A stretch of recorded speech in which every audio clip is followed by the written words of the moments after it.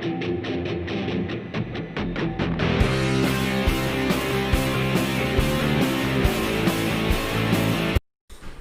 दोस्तों, बहुत बहुत स्वागत है आपका मेरे चैनल जिसका नाम है लर्निंग एज आई थिंक।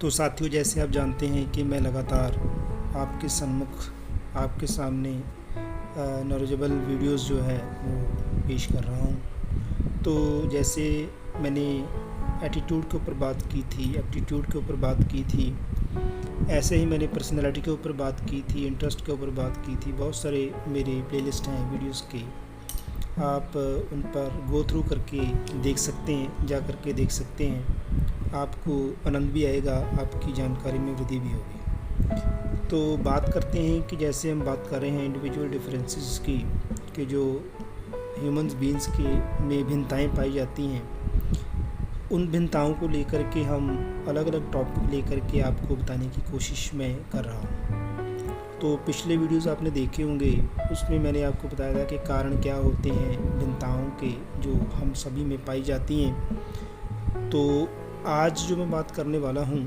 वो बात करने वाला हूँ कि इंडिविजुअल डिफरेंसेस को कम करने के लिए हमारे इंस्टीट्यूशन, हमारे स्कूल क्या रोल प्ले कर सकते हैं। जैसे मैंने पिछले वीडियो, सेकंड लास्ट वीडियो में बताया था कि एजुकेशन क्या रोल प्ले करती है इंडिविजुअल डिफरेंसेस को कम करने के लिए। तो ऐसे ही आज इस टॉपिक में मैं आपको बताने वाला हूं कि कैसे इंडिविजुअल डिफरेंसेस जो होते हैं उसको कम करने के लिए इंस्टीट्यूशन, स्कूल कैसे रोल प्ले कर सकती है। तो आप ये भी जानते हैं कि ये एक बहुत बड़ी बात है, क्योंकि स्कूल के लिए मैनेज करना इंडिविजुअल को, मतलब व्यक्तिगत तौर पे हर बच्चे को अलग अलग मैनेज करना बहुत कठिन होता है। बहुत सारे कार्य हैं, जैसे कैरिकुलम है, मेथड है, वो कॉम्प्रिहेंसिवली सभी के लिए ही अप्लाई की जाती हैं। ख़ास एक बच्चे के लिए अप्लाई करना उसके लिए कठिन हो जाता है। तो जैसे अलग अलग राज्य सरकारों ने, सेंटर ने एक प्रोविज़न बनाई है कि एक्सेप्शनल चिल्ड्रन जो होते हैं, चिल्ड्रन विद स्पेशल नीड्स जो होते हैं बच्चे, उनको काम करवाने के लिए, उनको एजुकेट करने के लिए अलग से प्रोविज़न्स की गई हैं, अलग से टीचर दिए गए हैं, और आईईडी के टीचर भी दिए गए हैं। इंक्लूसिव एजुकेशन हमारे स्कूलों में करवाई जा रही है। लेकिन ये सब एक कठिन कार्य है, फिर भी इंडिविजुअल फोकस नहीं किया जा पा रहा। तो इसके लिए कुछ समाधान हैं जो मैं यहाँ पर बताने की कोशिश करूँगा कि कुछ ऐसी हम चीज़ें कर सकते हैं जिससे हम ये कार्य कुछ आसान कर सकते हैं कि कैसे उनको डील किया जाए, उन इंडिविजुअल डिफरेंसेस वाले बच्चों को जो जिनमें ये भिन्नताएँ पाई जाती हैं। जैसे भिन्नताओं की बात मैंने पिछले वीडियोस में की है। तो चलिए आज बात करते हैं कि कैसे एक स्कूल जो है अपने तौर पे कैसे मदद कर सकता है बच्चों को एजुकेट करने के लिए इंडिविजुअल डिफरेंसेस को देखते हैं। तो चलिए शुरू करते हैं। तो दोस्तों, सबसे पहली बात जो मैं करने वाला हूँ वो है कि हमें as a teacher, as a institution, as a manager, as a principal, हमको बच्चे की पोटेंशियलिटीज़ का पता होना चाहिए, उसकी ताकत का पता होना चाहिए। अब ये ताकत क्या है, पोटेंशियलिटी क्या है, साइंस के स्टूडेंट्स जानते होंगे। हर एक चीज़ जिसका वज़न है, जिसका वेट है, उसमें पोटेंशियल होती है, ताकत होती है। ये ताकत डिपेंड करती है कि वो यूज़ कैसे हो रही है, ठीक है, मूव करके यूज़ हो रही है, किसी के ऊपर फेंकी जा रही है। इस तरह अलग अलग उसकी मूवमेंट जो है वो उस पोटेंशियल को निर्धारित करती है। तो ऐसे जब हम बच्चों की बात करते हैं, इंडिविजुअल्स की बात करते हैं, तो ये सिर्फ बच्चों की बात नहीं है, हम टीचर्स में भी, मैनेजर्स में भी, गाइडेंस काउंसलर जो होते हैं उनमें भी, लीडर्स में भी बहुत सारे ऐसे इंडिविजुअल डिफरेंसेस होते हैं जिनको हैंडल करना बहुत मुश्किल होता है।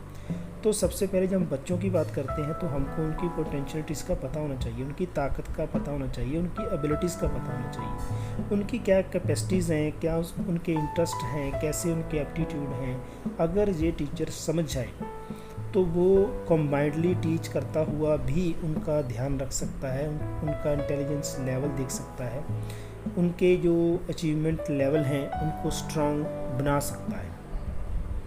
तो दूसरी बात कर लेते हैं कि हमको एबिलिटी ग्रुपिंग करनी होगी। ये बहुत आसान काम है, जैसे जिसकी योग्यता है उसके हिसाब से उसकी ग्रुपिंग कर दी जाती है। जैसे हमारे स्कूलों में सेंटर स्कूल का एक उपराला था, बाद में इसको स्टेट गवर्नमेंट्स ने अडॉप्ट किया था कि ग्रुपिंग करनी।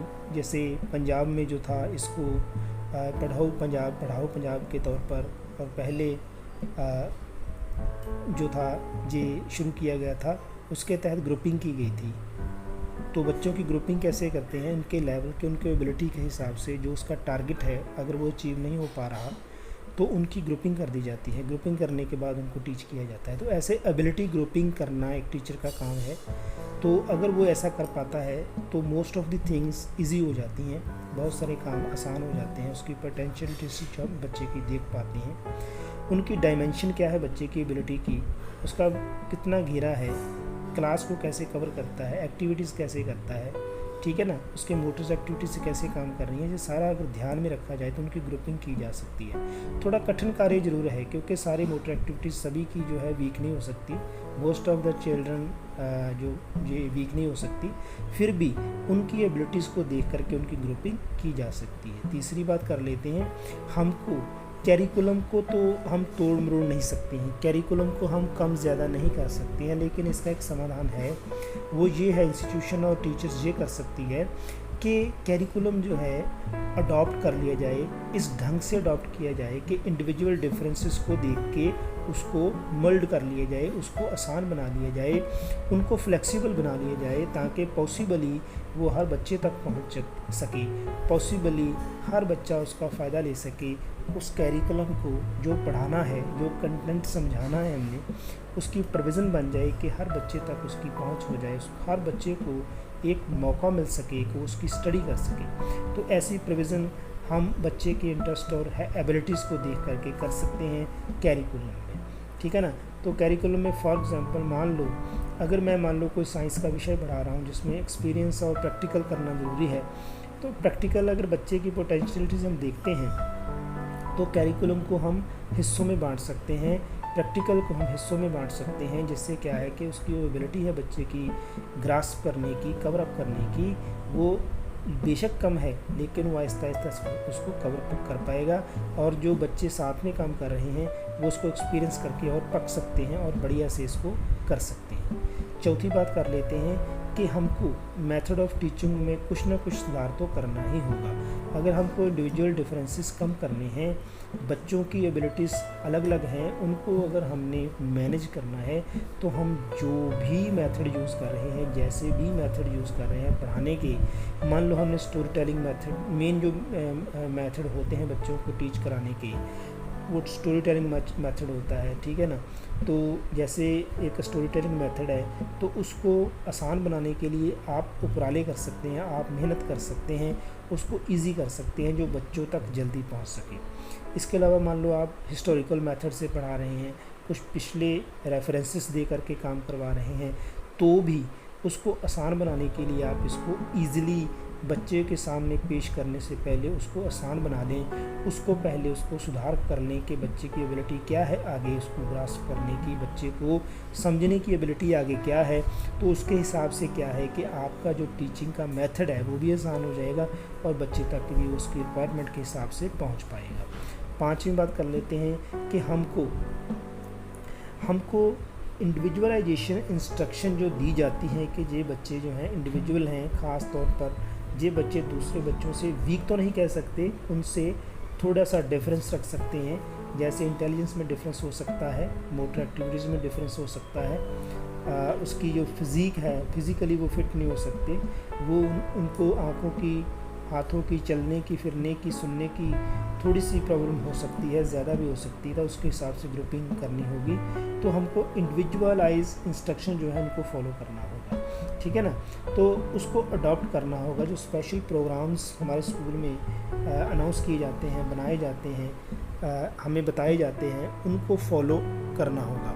उससे क्या होगा कि उनको फॉलो करने के वक्त जब हम उसको फॉलो करेंगे तो हम इस बात को ध्यान में रखेंगे कि हमको कैसे उन बच्चों से डील करना है जो बच्चे स्पेशल नीड्स वाले हैं, जो बच्चे स्लो लर्नर हैं, जो बच्चे जो हैं वो इंडिविजुअल डिफरेंसेस दूसरों से रखते हैं, डिफरेंसेस उनमें आ गए हैं, बाय नेचर डिफरेंस आ गए हैं, चाहे उसको इन्वायरमेंटल इंट्रैक्शन से डिफरेंसेस आ गए हैं, तो उनको हमको ध्यान में रखना होगा और स्पेशल प्रोग्राम अडॉप्ट करने होंगे, जिससे क्या होगा कि बच्चों की जो सीखने की कैपेबिलिटी है वो भी बढ़ेगी। हम आसानी से उनके पास कंटेंट जो लेकर के जा सकते हैं वो उनको आसानी से समझ सकते हैं। छठी बात कर लेते हैं कि बहुत सारे दूसरे मेजर भी हैं जो इंडिविजुअलाइजेशन इंस्ट्रक्शन के हैं, जो हम अपना सकते हैं। वो मेजर क्या हैं कि हमको जो क्लास का साइज़ है, ठीक है ना, वो छोटा रखना चाहिए। ये पॉसिबल तो नहीं है। आप और हम जानते हैं कि हम जिस कंडीशन में बच्चों को पढ़ाते हैं, जिस कंडीशन में हमारे इंस्टीट्यूशन है, उसमें ये पॉसिबल तो नहीं है, लेकिन हम ये कोशिश कर सकते हैं जहाँ पर पॉसिबल हो, मैं फिर से ये शब्द यूज़ कर रहा हूँ, जहाँ पर पॉसिबल हो वहाँ पर बच्चों की रीग्रुपिंग की जा सकती है, उनका क्लास का साइज छोटा किया जा सकता है। पहला सजेशन तो ये है, ठीक है ना। दूसरा ये है कि टीचर को पूरी इंडिविजुअल अटेंशन देनी चाहिए उन बच्चों के ऊपर जो दूसरों से काफ़ी डिफरेंस में हैं, जो दूसरों से काफ़ी निचले दर्जे के समझे जाते हैं, जो दूसरों के साथ compete नहीं कर पाते हैं। निचले दर्जे का जहाँ पर मतलब ये है कि जो उनका अचीवमेंट लेवल है ऊपर वालों का नीचे वालों के साथ मैच नहीं करेगा, इसलिए हमको प्रॉपर अटेंशन उन पर देनी होगी, ठीक है ना। तीसरी बात कर लेते हैं कि अध्यापक को, टीचर को, शिक्षक को अपने ध्यान में एक बात रखनी होगी कि इंडिविजुअल डिफरेंसेस होते हैं। बहुत सारे हमारे ऐसे अध्यापक टीचर हैं, वो काफ़ी प्राउड फील करते हैं जब वो ये काम करते हैं कि वो इंडिविजुअल डिफरेंसेस वाले बच्चों को डील कर रहे होते हैं, लेकिन फिर भी बहुत सारे ऐसे अध्यापक भी होते हैं जिनको पता ही नहीं चलता कि ये बच्चा दूसरों बच्चों के साथ मिल नहीं सकता, इसकी एबिलिटी, कैपेबिलिटी, इंटरेस्ट, इंटेलेक्चुअल दूसरे बच्चों के साथ नहीं मिलता, मोटर एक्टिविटीज़ दूसरे बच्चों के साथ एक जैसी नहीं काम कर रही। तो उनके लिए भी ये सजेशन हो सकता है कि वो क्लासरूम सिचुएशन में उनको काम देते वक्त, काम असाइन करते वक्त, जब होमवर्क भी दे रहे हैं, काम कंटेंट भी करवा रहे हैं, तो इस बात को ध्यान में रखें कि वो उन बच्चों को जो है फोकस करें, ठीक है ना। तो उनको देखें कि ये स्पेशल बच्चे हैं, स्पेशल नीड वाले बच्चे हैं, ये CWSN वाले बच्चे हैं, चिल्ड्रन विद स्पेशल नीड, जहाँ जो बच्चे इंडिविजुअल डिफरेंसेस हैं इनमें काफ़ी, तो उनको ध्यान में रख के काम करवा सकते हैं। इससे नेक्स्ट बात कर लेते हैं कि कैसे हम सजेस्टिव कर सकते हैं कि ये सिस्टम जो क्लास का है अच्छी तरह से चले। तो स्पेशल कोचिंग अगर अध्यापक को मिलती हैं तो उसको ग्रास्प करना चाहिए, उसको लेना चाहिए, उसको एक्सेप्ट करना चाहिए, उसको ग्रहण करना चाहिए अध्यापक को, ताकि वो क्लासरूम सिचुएशन में जब इसको डाले तो गिफ्टेड चिल्ड्रन जो हैं उनकी जो कैपेबिलिटी, एबिलिटी है, उनको साथ लेकर के जो कमज़ोर बच्चे हैं, जो इंडिविजुअल डिफरेंसेस वाले बच्चे हैं, उनके साथ मिल कर के उनकी जो अचीवमेंट लेवल है ऊपर उठाने के लिए उन बच्चों की मदद ले सकते हैं, कॉम्बाइंडली काम कर सकते हैं, दूसरों के लिए वो हेल्पफुल बन सकते हैं एज ए टीचर और जो दूसरे बच्चे हैं। और इनमें ऐसा होने से इंटीग्रेशन की भावना जो है, जो आपसी परस्पर प्यार की भावना है, वो कोऑपरेशन की भावना है, वो भी बढ़ेगी और बच्चे भी अपने लेवल को अचीव कर पाएंगे। सो ये थी कुछ बातें साथियों जो मैंने आपको बताई कि कैसे जो हम अचीवमेंट लेवल बच्चे का इंडिविजुअल डिफरेंसेस को देख करके मेंटेन कर सकते हैं, उसको बढ़ा सकते हैं, उसकी मदद कर सकते हैं। आई होप कि आपको जो वीडियो पसंद आया होगा। प्लीज़ जाते हुए शेयर ज़रूर कीजिएगा, लाइक कीजिएगा, सब्सक्राइब करना तो कभी ना भूलिएगा, ताकि ऐसे वीडियो लगातार आपको मिलते रहें। इसी होप के साथ मैं आपसे विदा चाहता हूँ कि आप इसी तरह मेरे वीडियोस देखते रहेंगे। आपका बहुत बहुत धन्यवाद।